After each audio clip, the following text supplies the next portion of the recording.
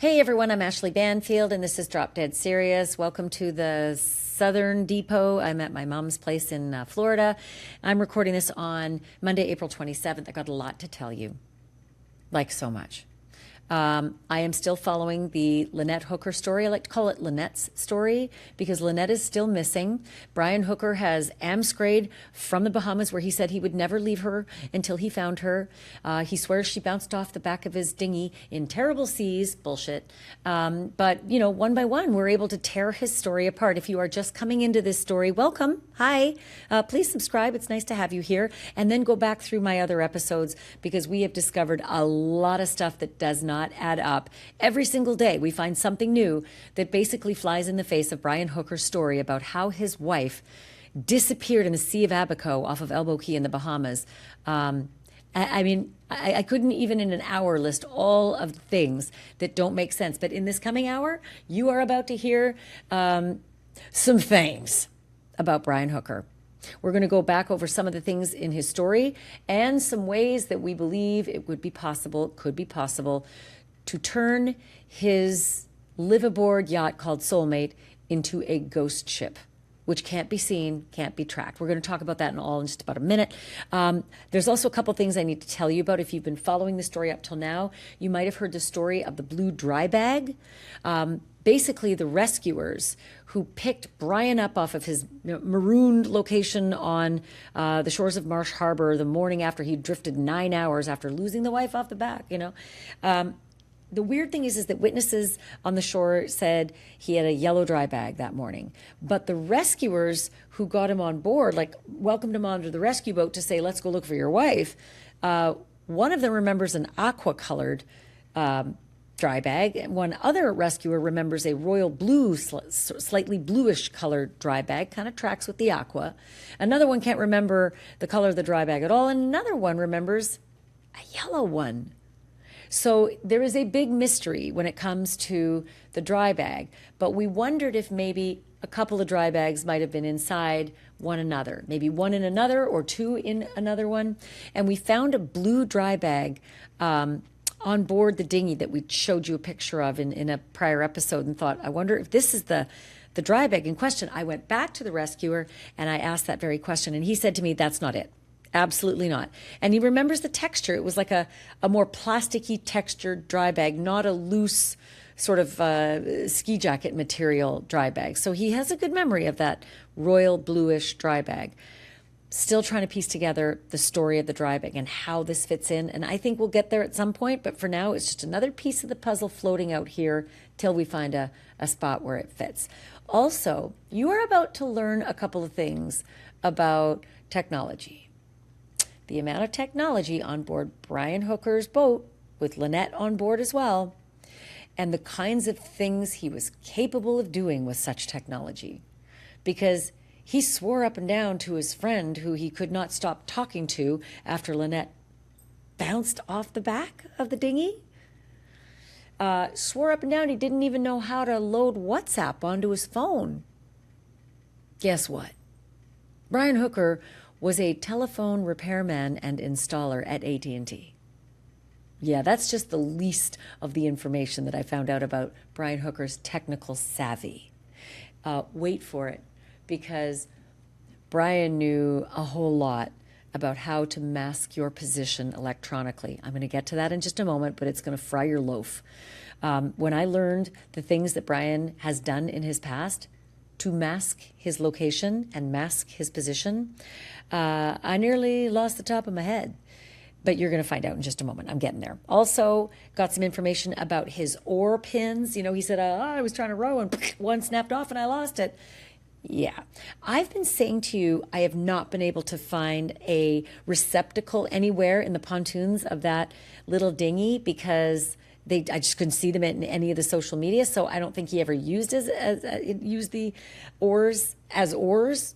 I think he used them as maybe paddles at some point, but we have found them. Finally, the reason we couldn't see them is because they were covered up by those seat floaties. The same seat floaties, the green of which he threw to Lynette, he says, trying to rescue her, but I don't know if she ever got it. It's not even a rescue thing. It's just a swimmy thing. You can flutterboard with it, but it's probably not going to keep you up. It's got some weight and girth and heft to it, so maybe he thought, in his story, this won't fly out in the wind like a life jacket would. Nevertheless, there were 2 life jackets in the bottom of the dinghy. And I've got news about those too. More possibilities that show you are full of shit, because there might have been something on those life jackets that instantly could have attracted attention. Get into that in a moment.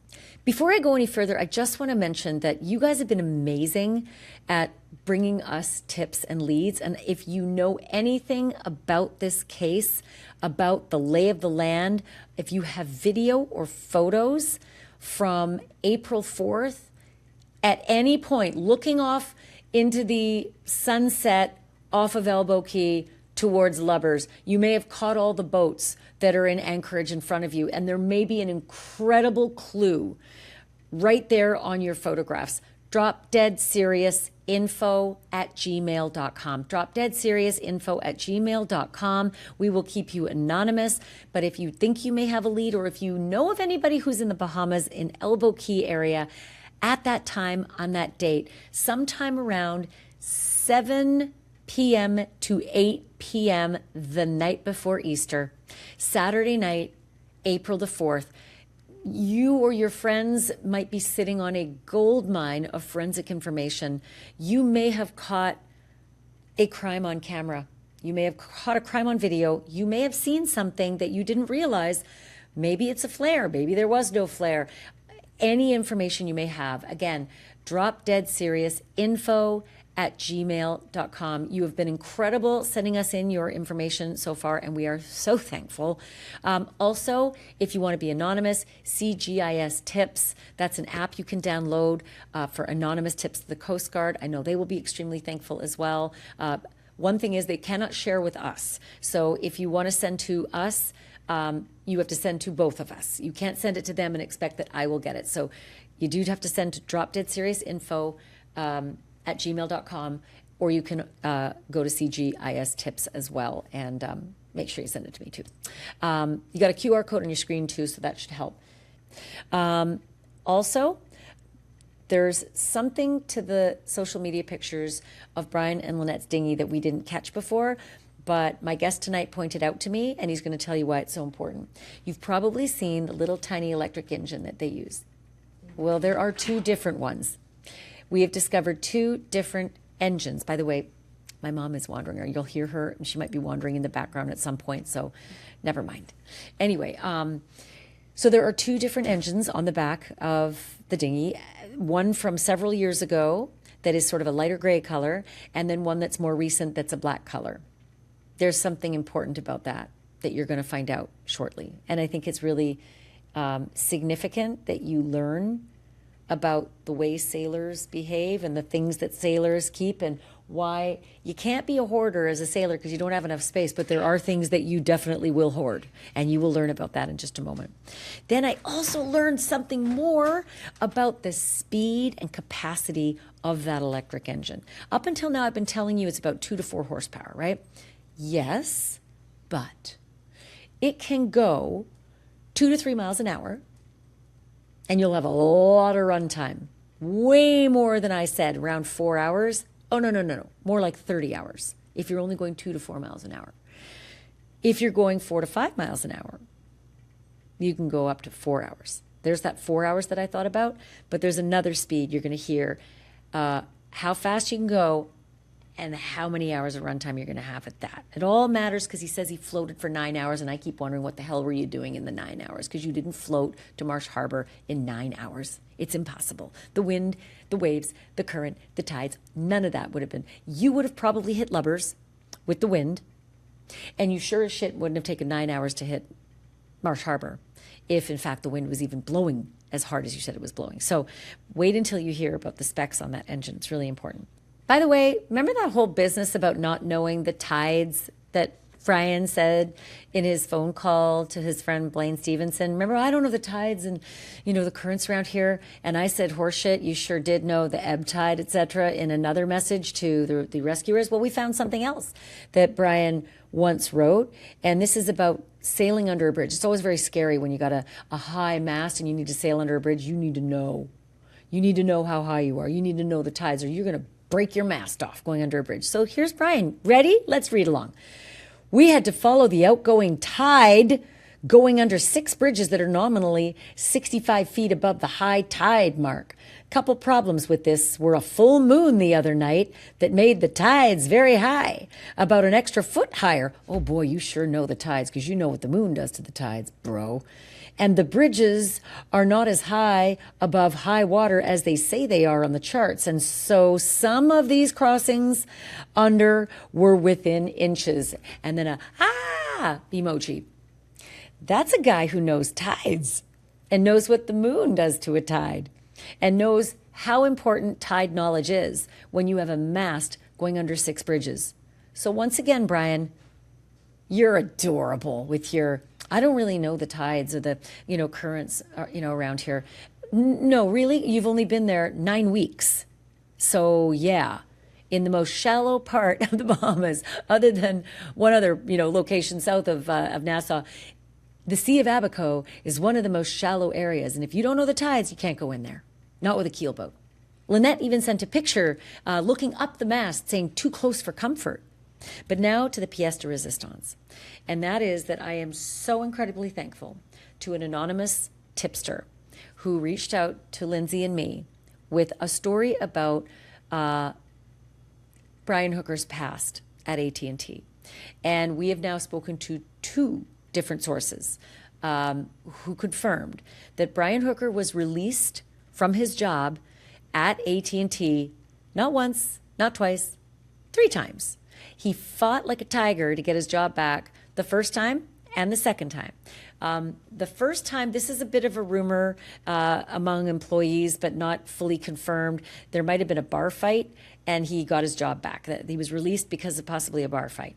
Got his job back. That's a possibility. Allegations, can't prove it, don't know it, but that was something that some of the employees were talking about. And the second time, I don't know what caused the release, but the third time and the final time, y'all. Bro was released from AT&T for tampering with the GPS on his van, trying to mask his position, mask his location from management. Can we just all let that sink in for a hot effing minute? Brian Hooker is tech savvy enough to know how to F with the GPS on his van to make sure that management maybe didn't know exactly where he was at any given time. Well, now we're talking, aren't we? Here's a guy who can't load WhatsApp on his phone. That's what he was telling his friend. Horse shit. Not only could you load WhatsApp on your phone, you're a telephone repairman by trade and a telephone installer. So you know a thing or two about communications. And that isn't even the half of it. Lynette even had a Facebook post about Brian geeking out right now because he's networking the boat. Brian knew a lot about technology. Brian got fired, got let go, got released from AT&T because of his ability to manipulate technology. Sources tell me there was a huge meeting among employees just 3 days after Lynette went missing, because Lynette worked there too, and by all accounts, she was really, really well liked. Super nice. Everybody said the same thing. They really liked Lynette. Brian, not so much. Mostly what I heard about him was that he was manipulative and kind of a dick. In that, as a union steward, guy who kind of runs the union aspect of the complaints of any of the employees go through him to management, apparently he just could not want to fuck with management more. His whole mission was to make management suffer, make it difficult for management. These are the reports that are coming from employees, right? That he would do anything to screw the man to screw management, even if it made it difficult for the guys and gals that he worked with. Manipulative and mean. That's what the reports come back at. There was one time he met Lynette there. He met Lynette at AT&T. And there was one time in a room full of people where he just kind of blurted out, "I'm marrying the kid," referring to Lynette as the kid. She's only like 3 years younger than him, I think. So you can see kind of I don't know, maybe he meant it cute and fun. Maybe it was more like the kid, because, she's less than me anyway. She's less than most of us. She's the kid. But that's the report that came back to me. There's more. One source who was very close to Lynette said to me that Lynette, in one of the episodes when she was leaving Brian Hooker, because this happened many times, friends, family have all said the same thing. She would leave him and allege abuse and had photographs of bruises and say, "I'm never going back," and then went back. One of these episodes when she left Brian, she confided in one of my sources at AT&T who said she was in tears. And she said that Brian had blown through his 401k and she just didn't know what to do. So now we've got the potential, at least in that moment in time, and this is about 4 years ago, where one report from a source says he's blown through his 401k. Lynette's got a sizable 401k. Her mom said $650 or more $1,000. So I always follow the money. I always look at the money. I don't say it's always the bend all be all, but it's another piece to the puzzle, right?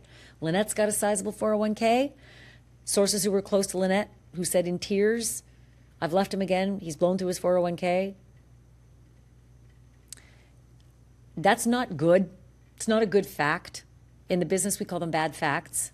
But Brian's not charged with anything yet.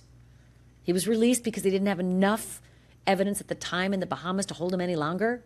That doesn't mean you don't get more as you keep looking into things. Tick-tock. Tick-tock. Brian. Anyway, so this is the significance of the background of Brian Hooker. Super smart with technology, super manipulative with technology. So I guess the question is, when you're telling your friends you don't know how to load WhatsApp on your phone, are you masking your actual abilities to mask your yacht? I'm going through a million different scenarios in my mind, right? I'm going through something that Blaine Stevenson, a very good friend of Lynette and Brian's, who is no longer much of a friend of Brian because of all the caca that he's been fed in this long, long voicemail that Brian let, well, long conversation that he recorded with Brian that doesn't add up. There is a period of time where Brian Hooker and Lynette Hooker's soulmate yacht went offline, okay? It stopped its connectivity with satellites. Now, yacht folk will tell you that can happen. Sometimes it's cloud cover, it's temporary. Sometimes there's a problem with the satellites and everybody's affected. That didn't seem to be the case here.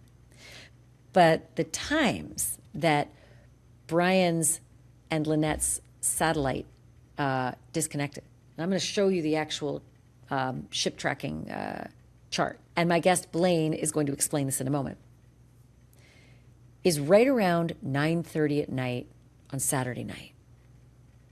9:30 at night, Saturday night. If you believe Brian Hooker, he's already been floating for an hour and a half. He's already on the way to Marsh Harbor. Never made it back to the yacht because, my wife bounced out, took the key, and the oar broke and floated away. And what do you know? Couldn't find her. It was too dark and waves. The sea was angry, my friend. I'm floating off to Marsh Harbor. Somehow, an hour and a half after that, boat lost connectivity with satellites. How? Why? Sometimes boats run out of power and they just shut down. Okay, got it. But you're about to hear from my guest who says that was never the case with their yacht. It's never happened in the past, so why suddenly that night? Went offline at 9:30 at night, and it came back online. Want to take a guess? 8:30 in the morning. You know what was happening at 8:30 in the morning? Brian Hooker had been welcomed onto the rescue vessel from his marooned location way over on Marsh Harbor, and they came back to his yacht. They brought him back to his yacht for the first time since catastrophic events the night before. He boarded that yacht with one police member from the Royal Bahamian Police Force, and the two of them went down below for an hour. He's picked up at Marsh Harbor at 7:30. It takes about 20 minutes or so to cross over to the boat. So now it's 7:50. They board till 8:50. They're down below for an hour. Well, that would encompass the 8:30 switched back on. If that police officer's asking him questions and he says, oh, hold on a second, I just got to look over here and maybe get some lights and switch on the power. Boop, it's back on. Just another piece of the puzzle, my friends, just another piece of the puzzle. But a more skilled yachtsman than I, mariner than I, is about to explain all of this for you and make more sense of it than I can. But I am telling you, that is weird AF. Is it possible? And if so, how? Can you turn your yacht into a ghost ship, but keep your location for all eyes to see in one spot? If you game this out, it is possible. And that's about to happen. Blaine Stevenson is about to explain to me, using a dinghy, could you scrape the electronic guts up out of the yacht, place them in the dinghy, anchor the dinghy, put some power on there, and ghost ship your way to do what you need to do, maybe in deeper water, or just maybe with some power. You're going to hear all of that in just a moment. There's something else I want to show you. TMZ obtained some video of a fellow sailor or motorboat operator. I don't know what kind of vessel this person was on, but he was wearing like glasses with cameras. And I don't know if they're Google or they're Meta, whatever they are, he was recording from his glasses. And he's calling over to Brian on Soulmate from his yacht, okay? And what stood out to me about this was recorded on Monday, April 6th. So it's only been, a day since all this happened, right? And so you would think you'd be a bit apoplectic that your wife is still maybe floating out there or marooned on a shore somewhere. And so this neighbor boat is speaking to Brian, and Brian is having a conversation about trying to bring up his anchor and move his boat on his own. It's usually a two-man job. Someone's got to be out at the windlass getting the anchor up while the captain is at the helm kind of backing up and getting off anchor. And it's super hard to do it on your own unless you've got your own electronic windlass switch at the helm, which they didn't have. And that's what Brian is kind of explaining to this other boater. But what I noticed was that the boater seemed more empathetic and upset about the loss of Lynette than Brian even mentioned. It was almost like business as usual. I got to move this boat. Take a look. The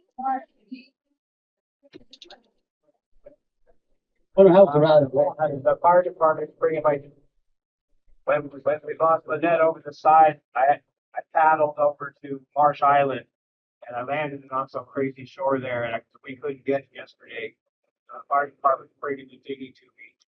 So this afternoon at high tide, or this morning later at high tide, then I'm going to go to Marsh Harbor.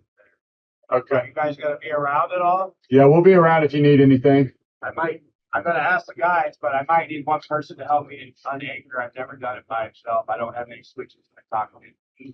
Okay. But yeah. What time do you think you're going to do that? And they be here around 11 or around high tide. Okay. I'm going to have to get to Marsh Harbor because what was coming, late day, and then I'm just going to come back and keep looking. I don't know how long the reason. Wow, so sorry. But we'll come help you here around noontime if that's okay. You're here and just keep an eye on me and maybe step on it there if you're here. Sure. But if I'm not here, my apologies. I just had to go because I got to get out and I can't leave here without a foot of water under me. Gotcha. Yeah. Okay. All right. Okay.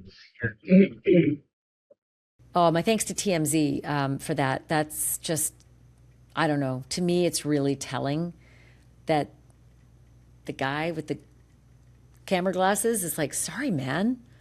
And Brian's just like, yeah, the wife fell overboard and I need to move this boat. And I'm only a one-man show here. It's like, it's only this is Monday. Lynette went out Saturday night and Brian floated all day Sunday morning, all night, and was marooned. And then they're looking all day Sunday. And this is just Monday. So I don't know. Everybody grieves differently, but you're not even grieving at that point. You're still in panic mode trying to find your wife. There's so many things that should have happened.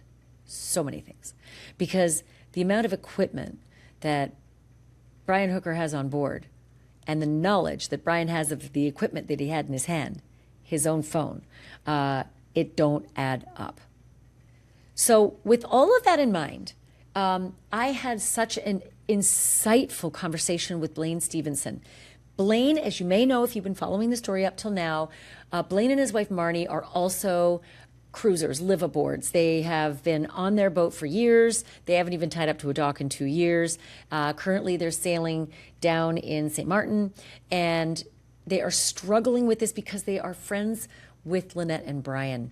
Brian actually called Blaine and just sort of dumped out 40 minutes of information, which they were recording because they couldn't keep up writing it down fast enough. But then ultimately, during this long verbal logorrhea, they started to realize what the actual F is going on right now. Nothing sounds right. So Blaine's recording has been the source of so much information for us and for police as well. And he's also a skilled mariner, being a liveaboard. And so I have bounced off so many possibilities, questions, theories, ideas, everything off Blaine. And so with a bunch of the information that I had amassed up until now, I called Blaine. I said, you need to help me sort through some of these things, specifically the ghost ship possibilities. Because talking it out with Blaine, it is entirely possible. Here's my conversation with Blaine Stevenson from aboard his yacht as he's at anchor off St. Martin. Quick note from my sponsor. I may not personally have a kitty cat, but I know a lot of you do. And if your cat runs the house the way most cats do, then you already know they are not just pets. They are tiny little dictators with whiskers. And if you're going to serve your little ruler dinner every night, it probably shouldn't be a bowl of processed mystery meat. And that is where Smalls comes in. Smalls makes fresh cat food with protein-packed recipes, preservative-free, 100% human-grade ingredients, the kind that you would actually recognize from your own fridge. And cat parents are noticing the difference too. After switching to Smalls, 88% of them reported overall health improvements, like better digestion, more energy, softer coats, shinier fur, fewer hairballs, and yes, even less stinky litter boxes. So try Smalls and give your cat food that actually looks like food. For a limited time, because you are a Drop Dead Serious listener, you're going to get 60% off. You heard me, 60% off your first order plus free shipping. And you ready? Free treats for life when you head to smalls.com/DDS. Again, smalls.com/DDS. That's 60% off your first order, y'all.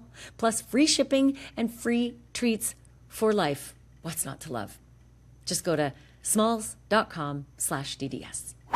Blaine, how long do you know Lynette and Brian had planned to be in the Bahamas, and when did they get there? I know they got there about 9 weeks ago. I remember the Facebook post of them crossing. They did a immigration check-in, and I made fun of Brian for cutting his hair and looking good for immigration. So I know it's been about 9 weeks.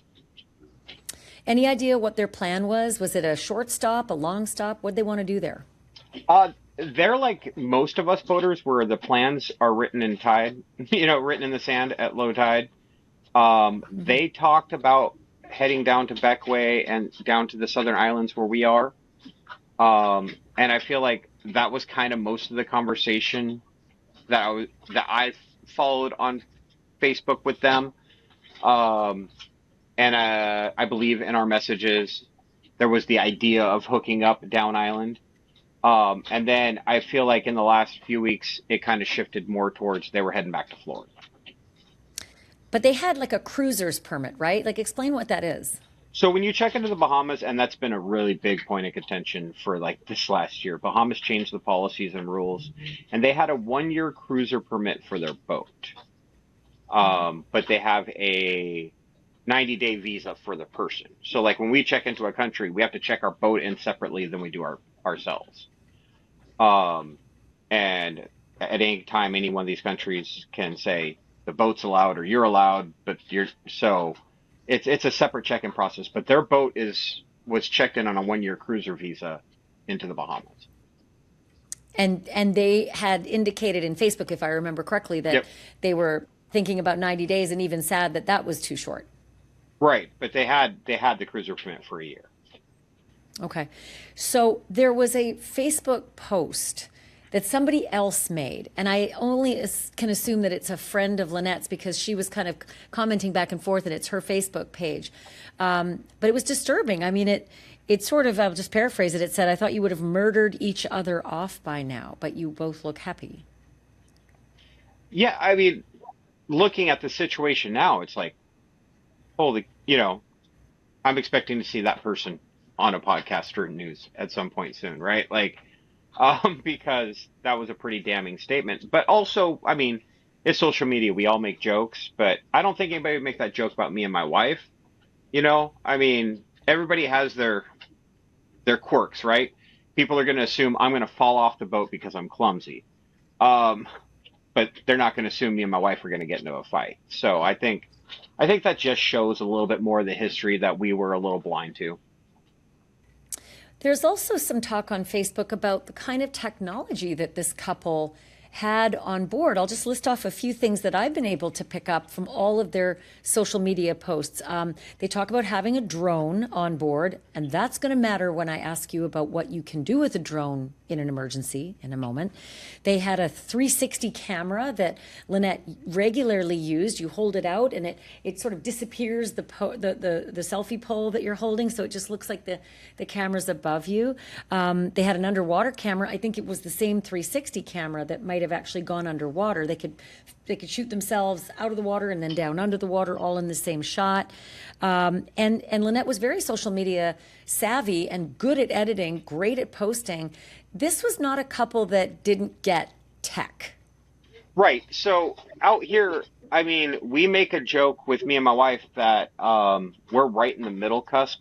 We're not part of the Young Cruisers Association because we're late 40s, but we're not part of the paper chart boomer generation either, right? That is mad that everybody's out here on social media. They were more tech savvy than we are. They were on the socials before we were. Brian wired up his own solar system himself.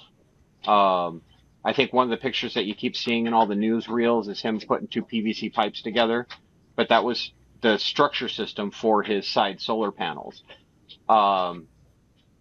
He had that, I think it's a Garmin smartwatch. Like,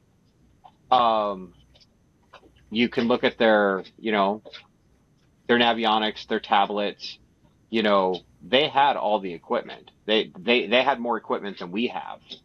I'll tell you what, I've kind of knocked him a couple of times for the comment that I believe he made to you in the big, long, rambling, I think 40-minute message that he was, or at least phone call that he made to you, where he said something along the lines of, and I'll paraphrase, "I don't know the tides or the currents around here." I mean, look, you are a live-aboard sailor. You don't sail a keelboat in the Sea of Abaco, which is 4, 5, 8 feet deep, when you're drawing somewhere around 4 feet without knowing the tides and knowing the currents. Am I right? No, you're not going in there and not knowing it. You might be there for a few days and lose track of it. I will say that, right? Like if I've been here for 2 weeks, I know that I'm good at high and low tide regardless. So I'm not looking at the tide today. I'm not knowing what the tide is today. But he was moving in and out of that area that same day. He moved from Tahiti Beach to his anchorage where he was that same day. Or I don't know if he actually went all the way down to Tahiti Beach with the big boat. I know he said he went down with the small boat, but I do know he was further north at the Firefly Inn and picked up anchor at 11:30 in the morning, and about 20 minutes later was setting anchor not even a quarter of a mile south down the beach outside the Abaco Inn, at which point you can go even further south and go to Tahiti Beach by the little dinghy, and then come all the way back and go with the dinghy to the Abaco Inn. So yeah, I mean, he was traversing, the western shore. That of little half Abaco. mile to 1 mile section. Yep. Yeah. And the thing that, caught me and we talked about is at roughly 9 or 10 that morning, the guy who recorded him for TMZ, he's telling that guy he needs help raising his anchor because he needs a foot of water underneath his boat. So he's waiting for high tide. That is 10 hours before he talks to me and doesn't know what tides are. And then an hour after talking to me, he messages search and rescue and suddenly knows about the ebb and the flow and Matlow's K and Montage K and all that. So all in one day, he knew, did know tides and currents in a 12-hour Yeah. time. I love the part where he knows ebb tide, Right, and right. it already said, I don't get these tide things. Woo! It just didn't make any sense. Well, again, like I said at the time, when we were recording it, we were there to help a friend, but you can't listen to that recording after 3 weeks of searching for Lynette and not understand that somebody was practicing their story on you, right? Like It I felt feel that way like to I was me. being used on that aspect. Maybe not to record it and put it out, but I think he was definitely practicing his story and see what would fly. Well, what seemed strange to me, and I've been in this business a few times, so it's not my first rodeo with crime. And if there is a crime here, which that hasn't been established yet, however, there is a criminal investigation. That was verbal logorrhea, if I ever heard it. Most people who are looking for their wife don't just talk for 40 minutes straight about all the things to do with them. They don't have time for that. And to that effect, I want to ask you about the drones. Brian has a drone. Yeah. Aren't drones about the best thing that you can tell searchers? I've got a drone. Let's get it up there and search the shores. Well, especially if you look at the timeline of events, right? So he was out with search and rescue in the morning. And then search and rescue took him back to his boat, but he still didn't have his dinghy. So he's stuck on that boat for Sunday night and Monday morning until they brought him back his dinghy, helped him lift his anchor, and he went to Marsh Harbor. How many flights did he do? Right? I mean, I would have had that if I'm stuck on the boat. I would have got on the cruiser's net and gotten everybody. I can't say there's a single thing he's done since the incident that I would have done. But if he had a drone, he's a super tech savvy guy. I mean, you fly it. You're looking. And I don't know that he didn't, but he doesn't tell anybody he did either. Right? Well, I can tell you this, that was not ever a part of the immediate search and rescue, because I have spoken to both of the guys who spent time with Brian Hooker on the morning of his catastrophe, and never once did he bring the drone off of Soulmate onto the search and rescue boat and say, let's fly this. Let's go over to where this happened and start flying it. I'll take you guys. Let's fly my drone and look around. He never mentioned the drone. He didn't pick the drone up off the boat at 8:30 in the morning and bring it onto the rescue boat and say, let's launch this. It never came up. Well, and there was a part of me that, as you were saying that, I'm like, well, if it's really windy, you don't want to fly a drone. But I'm also replaying that interview of the guy who came up and talked to him the next morning. You could hear each other clearly. There was no wind. His boat wasn't being drifted. There was glass, so he could have been flying it then. But he also didn't need to spend an hour on the phone with me. I mean, yes, we're friends. Yes, we voted together. But you can't. For me, when I found out, like, he left Carly a voicemail and then spent 45 minutes on the phone with me. Yeah, that was uncomfortable, and Carly was uncomfortable about the tone of the way she put it as, well, your mom fell in the water. I'll talk to you later. There wasn't a lot of empathy or panic or fear or worry or concern or consoling. There was, in Carly's estimation, there was next to none of that. Right. And I don't understand the timing of it all. Like, he obviously had his phone. He says in his recording he has his phone with me, but I mean, I think we're at that point with Brian now where we just dismiss what he says. But we know he had his phone to call Carly, to call me, to be on Facebook Messenger, to message Dan, right? Like, he had this technology available to him. Why was he not using it to get voters Well, together in the area, right? how The about guy who this? came to him, How, I was just going to say about the technology and his phone before we move on from that. He is a tech savvy guy, okay? We've already established he worked for AT&T. He was a phone installer and a phone repairman. He wired his own boat. He was extremely savvy when it came to the boat. There's that message that you found from Lynette saying, hey, Brian's busy networking. geeking out and networking the boat. You know, Right. like he knows the business of phones, right? And yet he's floating across to Marsh Harbor for 9 hours with a cell phone in his hand that says on the top, for emergency calls only when you don't have a SIM, all you need to do is hit hello, and maybe it'll cost you more because you've got the American plan, or maybe you'll just get the emergency call you can make even if you don't have a SIM card. That's the kind of guy who would know that. Well, and I was talking to somebody from Cricket Mobile because I don't want to speak to things I don't know. But evidently you can still dial Cricket Mobile to spend money, right? If you want to upgrade your plan, that call is going to go through on a roaming network to get a hold of Cricket Mobile to upgrade your plan to you. The idea of an 8-hour shift, and again, if he did make these calls and he did try anything, he hasn't brought that up. And I think that that would be something that you could easily go to. It's not going to ruin an investigation to say, hey, here's my call log. Look, I tried to call emergency. I know that doesn't show up in your call log, but look, I tried making these phone calls. I tried calling Lynette. It's not, Didn't you also show me a picture of your phone that has no SIM card and it says up top for emergency calls only? yeah, I did until I broke it. Now I'm using that phone and I called my carrier and I'm like, hey, I have this phone that doesn't work from another carrier. I just dumped my phone in the water. Can you turn my SIM into an eSIM and put it on this phone? And it was done in an hour. Now, did I lose all my apps and everything? And I have no clue of previous conversations and all of the stuff. But you had connectivity. You had connectivity with them. Yeah. Within an hour. It's something that a man who works in the business of phones would know if I were a betting man. Yeah, I mean, especially a guy who, I mean, it's public knowledge. If you look up AT&T versus Brian Hooker, you will see that, among other things, he was terminated for disabling GPS devices in his truck. I don't know how to do that.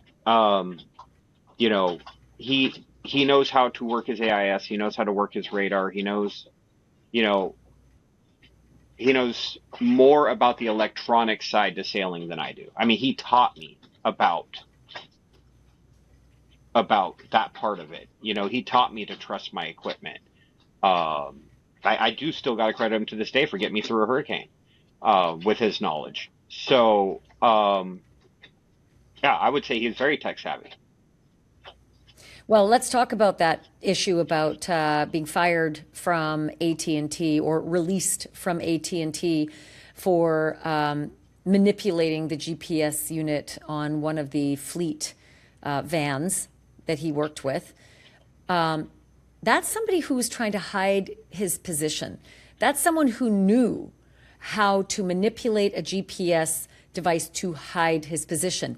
If you adopt that into this story, this becomes very disconcerting about what happened between the last photo we've seen of him, which is 7 p.m., possibly heading down to the dock to leave in the dinghy with Lynette, and then suddenly 9 to 10 hours later, washing up on Marsh Harbor with this preposterous story.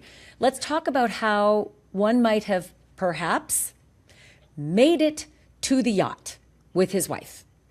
Tied up the dinghy, gone aboard, something goes sideways. This is all supposition. Okay. I don't know that this happened, but if it did, could you, Blaine, could you make your yacht go into a ghost ship and keep the AIS location in that dinghy, anchored to that spot, while you beat a path to do something nefarious with your big boat to deeper water? Your AIS data would require a 12. I would have to know his model number, okay? But AIS data, and if his is connected through what's called NEMA, right? If it's part of his whole network system on his boat, how it receives its power. If it's I'd have to know if it's Raymarine or Garmin or whatnot. But basically, in a sense, our boats are just 12-volt systems. Some are 24-volt systems, but everything plugs in. I do believe that there would be a logged event of the Starlink being unplugged to be plugged in on the boat, on a dinghy or whatnot, or there'd be an event of it going offline, like your AIS. It would show offline. As far as everything else that you have, that's just systematically going through and turning off your electronics. I can make my boat go ghost mode, yes. To answer your question, I could. There would be logs of it. My Starlink will tell me if I had a millisecond outage 5 minutes ago. It'll tell me that on my phone. So if I disconnect it for 5 minutes to set it up somewhere, that's going to be a little blip. Somebody's got to look for it. When we look at his AIS data, it shows that he never moved. But if you actually go into the logs on My Ship Tracker, you can see that like his AIS was offline from 9:30. I think it was 11. I don't have it in front of me. 9:30 at night. So Saturday night, 9:30 p.m. Suddenly, his goes offline, not to come back online until 8:30 the next morning, which is right around the time that the search and rescue boat sidled up next to Soulmate, tied up, and he boarded his yacht for the first time since the catastrophe. So it just something kind of stinks in Denmark there. So for me, yeah, that's obviously what I hooked up on, is because then I went back through the logs, because I don't know what his normal routine is. Do they turn their AIS off at night to save power? But then I went back through his logs of the previous month, and it had never been offline for more than 2 to 2.5 hours. Blaine, they're not supposed to be on board at 9:30 at night. At 9:30 at night, he's already an hour and a half drifting over to Marsh Harbor, never having reached Soulmate. So what happened at 9:30 at night on board that boat when nobody was supposed to be on board for it to go offline, but suddenly come back online when he boards his boat with the search and rescue folks the next day? Well, and that's what I was thinking about when I said that, do they normally turn it off to save power? I'm not. So then I started looking at, it's been on at nights. So it's not that his battery bank can't handle his AIS staying on all night, right? So it's not, you don't see the routine pattern of it being turned off every night, which means they leave it on every night, which means that his battery system can handle that load overnight. It's not going to go off on its own. It's not going to go off on its own. Now, as far as how the satellite systems work to the AIS, the Coast Guard's going to know way more about that than me. But looking at his log, there is definitely on that night a clear, distinct difference from any other night in his AIS history. Well, I can't put two and two together because I don't have that kind of tech knowledge. I have some mariner skills, but not this many mariner skills. I can't understand how suddenly at 9:30 at night, when any other night the boat can handle that power and it wouldn't just shut off on its own. How did that boat shut down at 9:30 at night when he's supposed to be, floating past lubbers at that point, maybe setting off a flare at that point? It's all very curious. And I think one by one, the pieces are coming into focus of how preposterous his story is, Blaine. There's complete groups out there. I mean, we ran into a group on TikTok that actually is the one that found some of this information, right? Like, there are people that are metadata diving way beyond my tech level skills. Some were up in Brian's level of tech, right? Because, I mean, this is a guy who has an electric dinghy motor. He's gone through a couple of them. So everything about him is wanting to be technology based. He's not your average 59-year-old who's like, give me a 2-stroke. They don't sell those in America anymore. Where's my sextant kind of guy? He is, smartwatch, control my boat with with my watch kind of person. And so it's really hard when you live that kind of life to not leave that exhaust, I think is the word you use.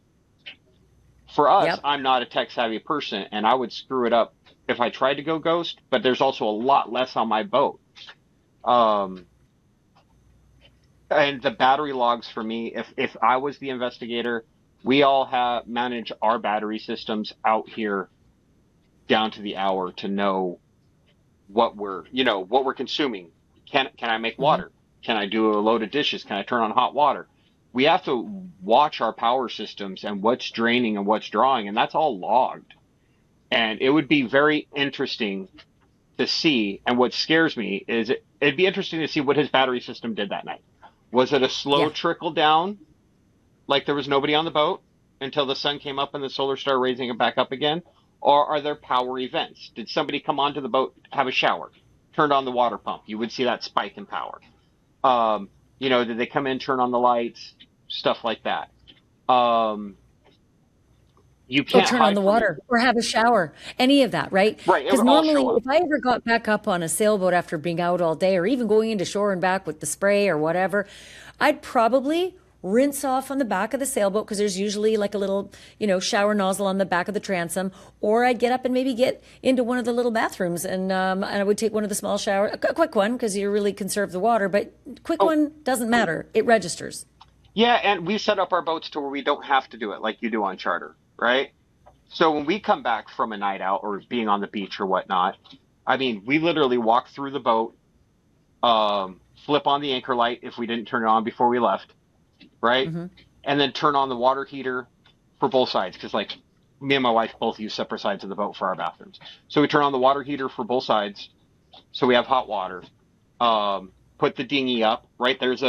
For ours, it's a winch that would log it. I think his was hand, but he would plug in his dinghy motor. That would suddenly start draining power. You would see an event on his power log. Um, He'd plug in the dinghy motor. You're right. You're right. Again, this is all if right. they made it If back they to made it back to Soulmate. Soulmate, there And would be a none of digital. that business, right? None of that business happened with her bouncing out in 2 to 4 foot seas. It's all bullshit. That didn't happen. The weather wasn't like that. So if he did make it back to Soulmate with her, there would be power events in the normal course of boarding your boat and doing the things you normally do. Right. Yeah, totally. I mean, I could tell you when we boarded our boat last. It's so definitive. Because we have to. I mean, we run out of power. I mean, Yeah. I have the same bragging right me and Brian do. We have not been to a dock the same amount of time, right? Two He has not years. been to a dock since he's seen me out. We've only been to a dock once since we've seen him. And that was to take a generator off our boat and throw it on a dock and then leave. Um, Dude, I don't know how you did that. All I keep thinking is, where can I get to a dock to get another tank full of fresh water? And you're somehow not having to do that. well, that's partially out of fear because, the only thing that's going to hurt a boat is land. So the more you avoid it, the better. Um, but that also goes to show, like, if he was to have, I've seen a lot of speculation online that he moved Soulmate in the middle of the night. And I'm following that theory to a degree in my head and working through it, but there's no way he's navigating those waterways without a breadcrumb trail on some digital device because he's going to need to Unless navigate. unless he knows his way. I navigate at night every night that I'm on the water from memory. Never do I use electronics, ever. Now, that's a lake that I'm very familiar with, but they had been there for 9 weeks, and They the had been there for Sea of 9 weeks. Abaco is small, and even the sort of the way out is not huge. And that, listen, I got to ask you though about moving the yacht because it's a 46-foot catch. So what does it draw? 4 or 5 feet? I think it's a sloop, but I just have to be a boater on that one. Single masted, so. Oh, Um, I'd heard that it was a catch, but Gotcha. I'm only going on what I'd heard. Okay, and so, but what do you think? Draws about 4 or 5 feet? I think 6. 6 is a lot in the Sea of Abaco. Yeah, Like it's a 6 it's feet. a Hunter 450 passage, so I could tell you what the draft is right now. Okay, so he would have to be very knowledgeable about where to go because there's lots of Extremely. 5-foot areas. Yes. And you can't fight Mother Nature underneath you. If you're banging up against that, you're going to tip over. If you hit your keel on land, you're going to tip over and need rescue. Some people, really struggle And the with that. Bahamas It's is the happening land more. of the bommies. What's that? The little rocks underneath, they're marked on the charts. Like, even if the average depth somewhere is 6.7 or 4.5, there's a rock or a coral head that is marked on That's the big. charts. We call them bommies, but Bommies. yeah. I call them reefs, but okay. So listen, if he had wanted to turn that boat into a ghost boat, my question for you is this, because I don't know how this could happen, but I know it could in my gut. Is there a way to strip the electronic guts, the finder guts, out of the yacht and say, put them in the dinghy and anchor the dinghy right down beside where you are and say, hook it up to a 12-volt battery so that those guts keep going, but in the dinghy, and then pull your anchor up and turn into a ghost ship and go do your business in the dark of night for, 9 hours, then come back, pick the guts back up, all the electronic guts that send your pinging location out, as though you have never left that spot. Your location has been pinging from that spot, just from the bells of the dinghy instead of the bells of your boat. Is that doable? I can speak to Starlink if he had a mini, yes. Completely easy. If he had his anchor alarm as a tablet, which I think they use a pink tablet for their anchor alarm, then yeah, you would just put that in the dinghy. It wouldn't go off. It would show that they were there the whole time. The AIS data would have to go offline. But it did. Okay, but you're asking me in a hypothetical situation, can you make the boats go dark? And I'm going through each system.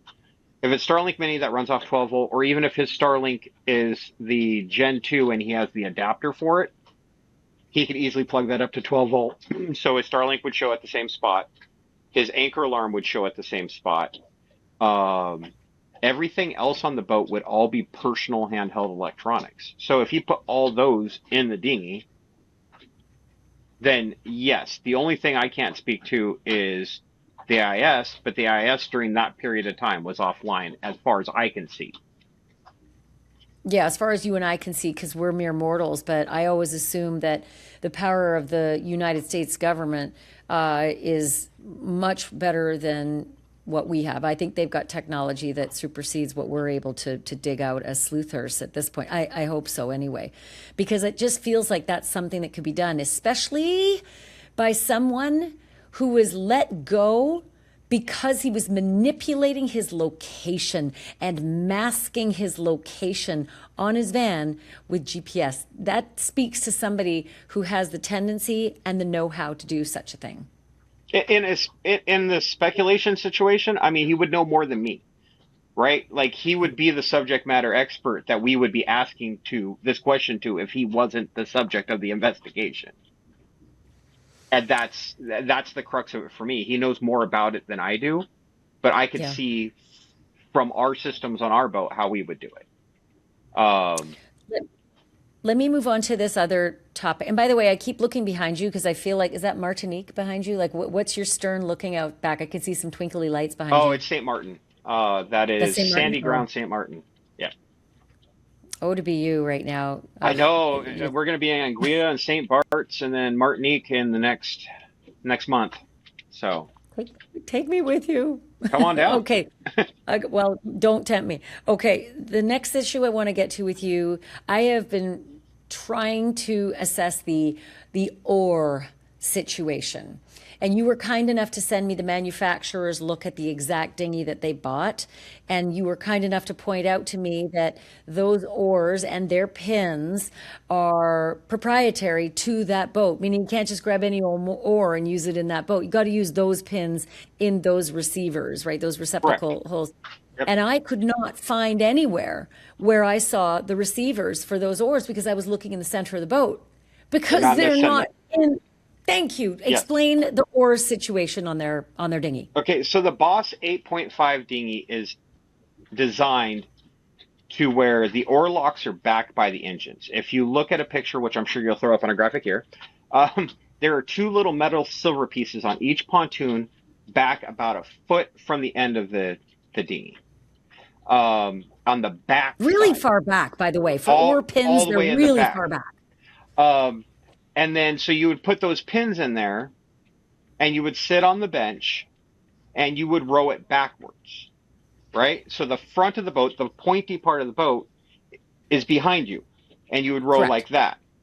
And the problem I had, and the reason why I started researching this, is because Brian is a very good painter. He painted this picture for me of him trying to row the boat, but then the oar snapped.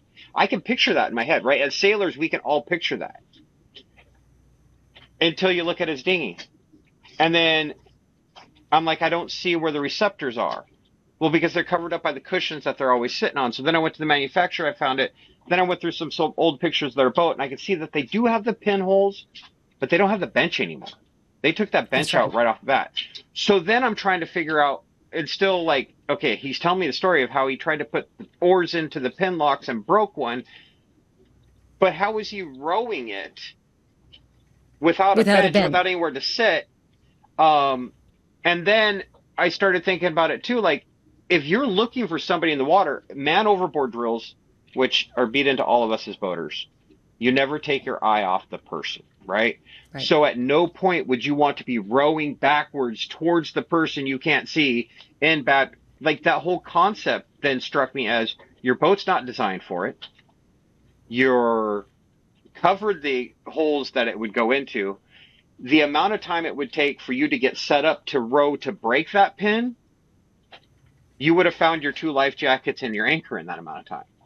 On accident, just moving everything out of the way so that you could do that setup, that picture you painted for me, right? To break that pin in the hole, as he described, he'd have to be sitting on the bench trying to row, but there is no bench.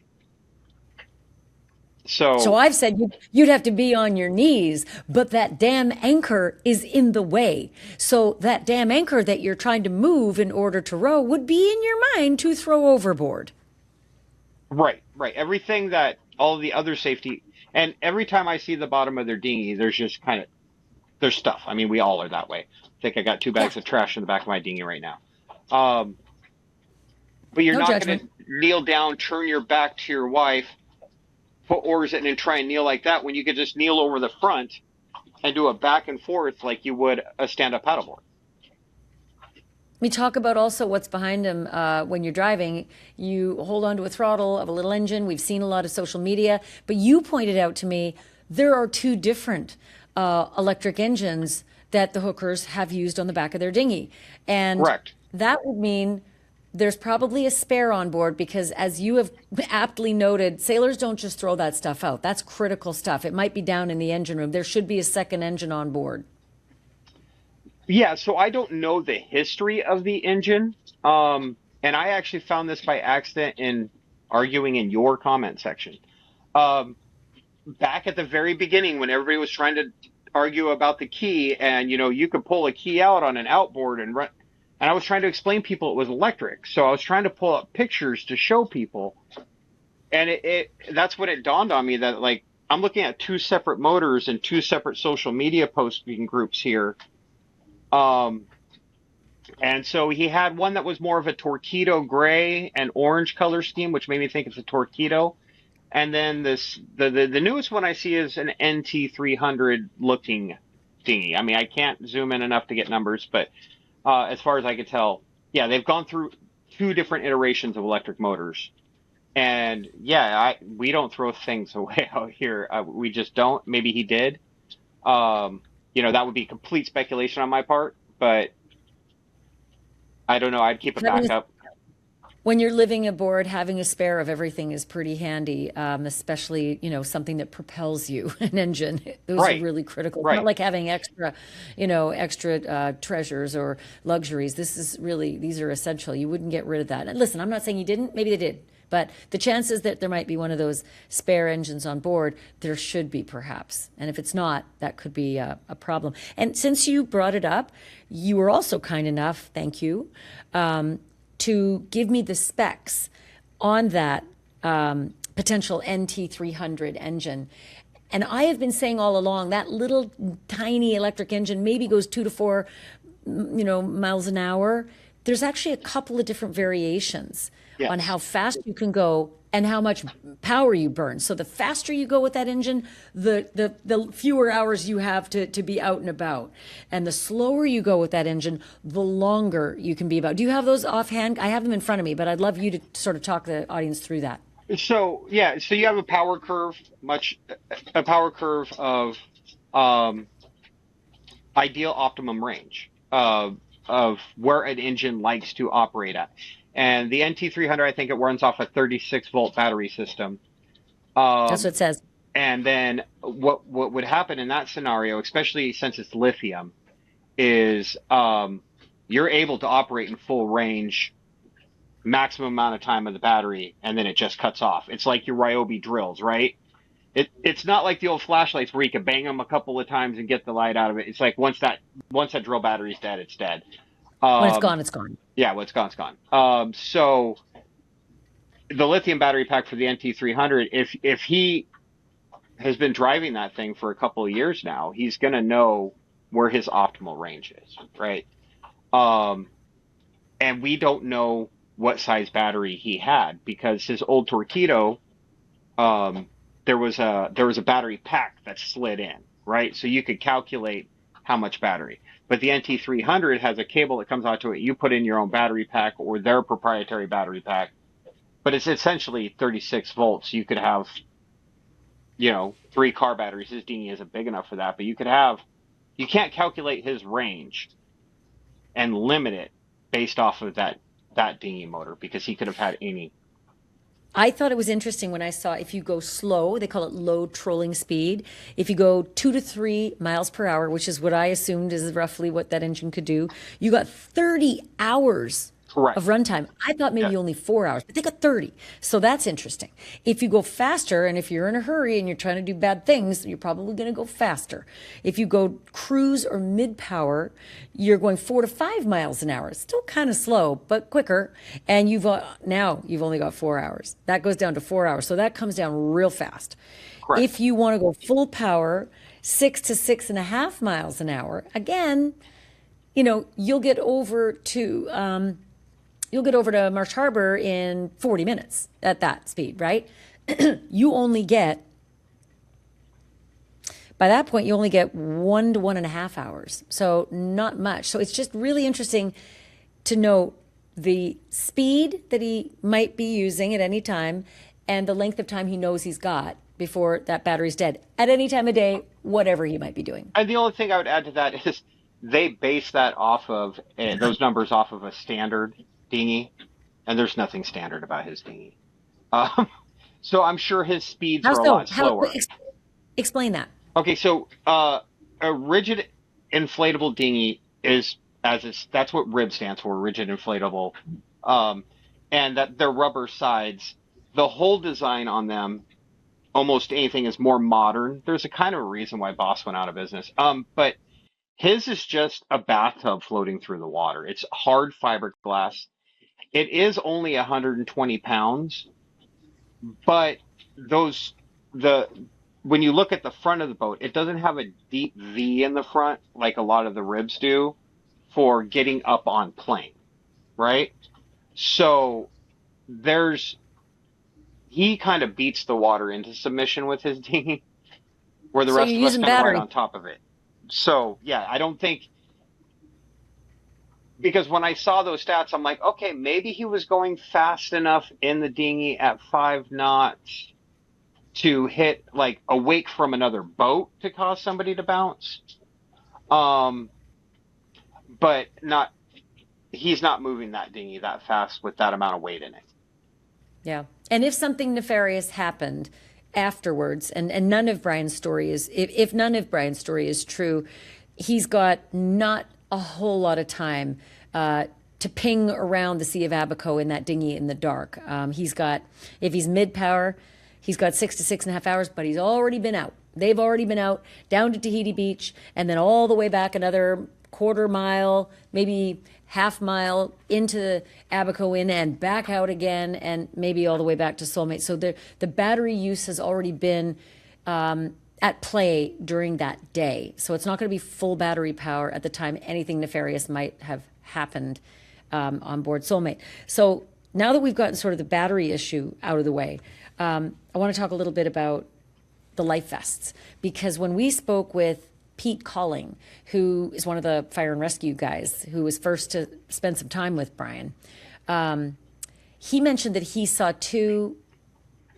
life vests in the bottom of the dinghy. And I checked back with him and I said, Pete, did you see them in the bottom of the dinghy, or did you see them stowed in the front stowage area that's behind a little, stowage door? And he said, no, they were right there in the bottom of the dinghy. And then you brought something interesting to my attention about Coast Guard approved life jackets. They almost all, if not all, have one very specific feature right up here, close to your whistle. mouth. And what is it? Yeah, the whistle. The whistle. So I've been trying for a couple of nights now to get permission from everybody in the anchorage to do a sound travel over water test, right? Because where I am is pretty much the entire length behind me, which you can't see at night here, but to land over there is the entire length of that Abaco Sea area.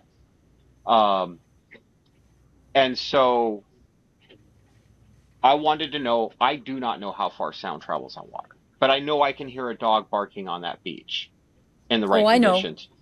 I can hear sound traveling on water a mile away where I'm from. And I'll tell you something, the higher pitched it is, the more you're going to hear it. And he's already put himself on record with Fire and Rescue that where he was, where he says, this is about the area where Lynette went overboard, he says it's 1,000 meters to Soulmate. So we're talking about, 1,000 yards. It's 1,000 yards. So we're only talking about 1,000 yards here. I'm pretty sure you can hear a whistle at 1,000 yards over water. Yes, so the information that you just gave about the life vest being on the floor it just doesn't add up to me. Like, at some point, was he floating and then just taking inventory of what was in his boat and second guessing what he should have done? Why would you pull the life vest out when you're about to land on shore and you're just drifting anyways? But the whistle is just one thing. I mean, it's also the flares. You're getting people who are taking pictures of sunsets. There's been no picture of a flare. There's been no tourist who's like, oh, is that a SpaceX launch? There hasn't been. And that's why from my very first interview till now, back when I was like, hey, find out who saw the flares so we can I was trying to use that to pinpoint a location of where she fell in. Right? Well, now it turns out he knows where she fell in, and now I know the area better. But there's the flares and the whistles and everything he had available to him. There wasn't a logical explanation ever given on how you forgot everything you knew in the last 3 years. Oh, and as a United States Marine, and you are not in a screaming wind, and you are not in big seas at all. It was fairly calm. It was glass calm at exactly that time, just a quarter mile down the shore. I've seen it. We've got video of it being glass calm. Yeah, so, we already know that that's bullshit. The seas were angry, my friend. They were not. And so you could have just jumped out, because it's about 4 or 5 feet of water where that dinghy was scooting along the shoreline. You didn't have to go out the channel. You're not a deep drawing vessel. You're drawing about 6 inches. You can scoot along closer to shore and fly, go closer like the crow flies. So you probably could have stood on the bottom where this whole thing was purported to have happened. So the whole thing is just none of it. But if you've been in an area for 2 months, you learn the depths to cut the channels in a dinghy. Yes. So, when we make this tea coming out the channel, there are the boaters out there, and I see them in the comment section. I understand, you follow all the rules and you go out to the end of the tee, out through the channel and you go. That's fine, but those are also the people who are wearing their life vests and not drinking and driving, and right. So the rest of us in a dinghy, we know to cut the corner right around the first post or whatever post it is. You don't know when you first get there. I'm not going to say you do, right? But then you watch a dinghy do it. You're like, oh, okay, I know I can go that far now. And then the next time you watch another local going by in a John boat that cuts the corner even more, But also, But Blaine, after, honest to God, come on. I mean, look at when you draw 6 inches and you see that you've got 3 feet of water all the way off to a certain point, you're taking that route. You're not going all the way out into the middle of the Sea of Abaco because the channel's marked that way. You know by the charts where the water is safe. That's how most people navigate a dinghy going to shore. That's just kind of the boater's way. yeah, especially if you've been there 2 months, I will admit, when I first get somewhere, I'm staying in the middle of the channel. I don't know because I can't afford another propeller on. I mean, once you've Right. once you've run your propeller into the ground once, you learn that one. But that again, I guess if there's anything I want to say is every part of this investigation, or anybody who's trying to help, or anybody who's trying to figure this out, or they're just following the story, is just ignore everything Brian said and say we have a missing person seen at 6:34 here and work from there, right? Yeah. Because I can't find a single thing that he said to me to be truthful yet. It wasn't dark. And he says it wasn't dark. That's the worst part about it. He says in his audio recording me, it was 10 minutes before sunset, and then the sun went down, and then I mean, the picture he paints, we're going through this timeline, but we have to go through it at a warp speed, because if I Well, just sit here for 10 minutes, if I just put a camera on for 10 minutes to show people how long 10 minutes is, it's remarkable. I mean, basically, when you cut out the commercials, it's an entire Big Bang Theory episode. Um, right. well, let me tell you as well, I actually sat there and watched it personally in that spot. And it's getting dusky around 7:50, 7:55, pretty dusky, but it's like 3.5 minutes where it goes boom. I mean, in 3.5 minutes, you go from dusky, I can still see you, to it's dark. But I mean, you still have a lot of time, and it was nowhere near 8 o'clock at night to go all the way from the little Abaco Inn through the White Sound Panel and around the corner would have taken all of 12 minutes. So it wouldn't have taken you till 8 o'clock at night. It wouldn't have taken you till 7:50 at night. It wouldn't have taken you till 7:40 at night if he says what he says. I left at Right. 7:30. I was on my way, and out she went in the dark. It's not possible. And again, that's why I'm saying we really got to just throw away everything he's saying, because it doesn't work like that out here. And I understand, like, I watched your podcast where you were sitting up at that one restaurant and you're like, and now it's dark. But also Quickly. living out here on the water, our eyes adjust as that light goes down. Right now, my outside lights are on for probably the first time in a week to have this interview, but we can see across the water pretty well even when it's dark, because our eyes adjusted as we came down too. Um, so I just, yeah, I'm at that point I now mean, where, I'm almost done debating that because it's just not debatable. right, Just his story and his timeline is impossible with the sun. I mean, we can all screw up our own calendars and clocks, but you can't screw with the sun. The sun's going down when the sun's going down. And when you're on video and on, snaps on iPhones heading out around 7 p.m., you can't mess with the reality of when darkness really falls. And it doesn't fall into his, timeline right. And properly. so what we do for our social media is my wife shows sunsets every night. So we're very familiar with sunset. I mean, if there's ever be somebody who's a professional on sunset, it's my wife who broadcasts them every night of the week for the last 8 months. And then she does afterwards. We have underwater lights under our boat, and she turns them on and lets the fish come. But from the time the sun sets till it's dark enough for her to turn on the underwater lights is the hour and a half we have dinner. That's her break in her programming, right? There's a lot of time between when somebody that's in Iowa arguing with me online, like, well, they said the sun set at 6:34. Doesn't matter. That's not when it gets dark. That's right. So Sun again, sets, but it's still light out until the sun is long gone deep under the horizon. And you're right, it's around an hour to an hour and a half. So anybody who's looking at sunset, that's not your metric. But it is amazing what he did in his phone call to me and in his talks to everybody is the amount of breadcrumbs that he threw out there almost as a distraction. He has an electric motor, and the world got hung up on that for a week, right? Mm-hmm.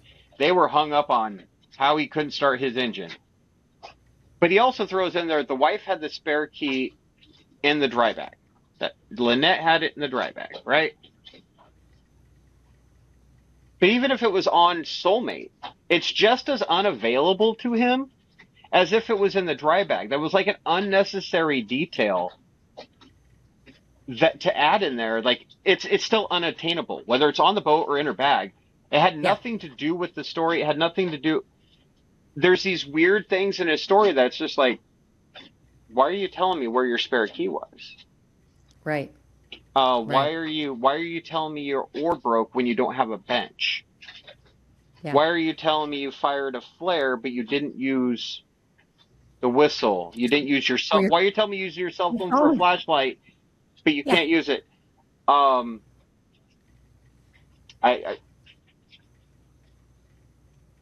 yeah. I think we've come to the determination that anybody who's got half a brain can see a lot of holes in his story, and then people like you who have a lot of mariner's brain see the whole thing as a sieve.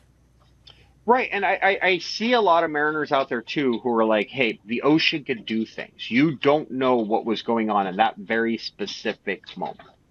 And I want to agree with them. I do. Until you start to see everything that we saw now, right? It's everything. On day one when that story came out, I'm agreeing with those mariners we don't know. I'm not saying his story's right. I'm not saying it's wrong. I'm saying we don't know. But now we're starting to know, right? Now, when she fell over in the Abaco Sea and you hear that word sea and you think a big body of water like the Caribbean Sea, It's and not. then you realize it's the Abaco bathtub, right? And so I a do big want to lake. say, yeah, I wouldn't even call it a lake. That's a pond. It's so shallow. Yeah. It's Yeah. like a big swimming pool. It's like a big swimming pool. And the deepest end is around 8 feet, but it could get to 15 at a high tide in one spot. But it's really shallow. You can see the bottom everywhere. Yeah. So, um, yeah, from a mariner's perspective now, knowing the lay of the land and all the work you've done to get us actual eyes on the place, there's not one part of the story that makes sense. I mean, we've tried recreating it. There's so many videos we haven't put out trying to recreate things that it just makes us look silly. Like me and my neighbor boat are invested in protecting the boater's lifestyle and making sure that the islands that we do get answers to this because eventually as we travel to these islands and people keep doing stupid stuff in their islands, they're going to stop letting us in. Right. So there is a personal investment in this to get answers and to make sure that people aren't scared off from boating because this happened when you're not bouncing off a dinghy that goes 2 miles per hour in 4 feet of water on a night where we both have seen footage of um, standard waves. Yeah. Well, that's why I keep saying TikTok, Brian Hooker, TikTok. Blaine, I can't thank you enough for just having eyes on this, every single detail, and bringing them to my attention. It's going to take a village, but I don't think things are going to go well for Brian Hooker. It's my own personal opinion, but given everything that I've been able to dig up and what you've dug up, it doesn't look good. Just help take care of Carly. That's what Lynette would want, right? Lynette left a child behind in this world. And it's all of our job to step up for Lynette and help take care of Carly. Justice for Lynette. Blaine, thank you so much. You have a great day. My great thanks to Blaine Stevenson for helping me to sort of muddle through a lot of the questions that I'm not skilled enough to answer and then knock down some of the things that I think I might have figured out. He's been just invaluable, and I really appreciate that long conversation. It was very, very informative. I also have some stuff coming up for you in the episodes to come. Specifically, some video I want to share with you. Somebody's surveillance camera was rolling right into the Sea of Abaco.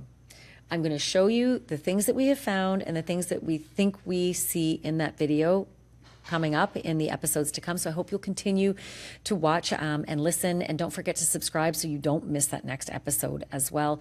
Thank you everyone for watching. Thank you so much for listening. And remember, truth isn't just serious, it's drop dead serious.